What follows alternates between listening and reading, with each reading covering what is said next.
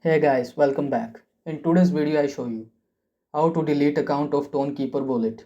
So, in this video I provide you the step-by-step guide for that how you can delete your Tonkeeper wallet account very easily. So, watch the video till the end so you cannot miss any important step.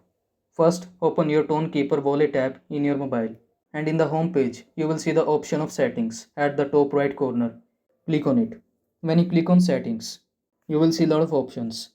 In the down below, you will see the option delete account here. When you click on delete account, a pop-up will appear which says that wallet keys and all personal data will be erased from this device. If you have not backup your recovery phrase, then watch my video related to backup of recovery phrase. Then watch my video I provide on this channel. So, if you have a backup copy of recovery phrase for wallet, simply select this and click on delete wallet data. So, this is the easy method to delete your account on Tonkeeper wallet.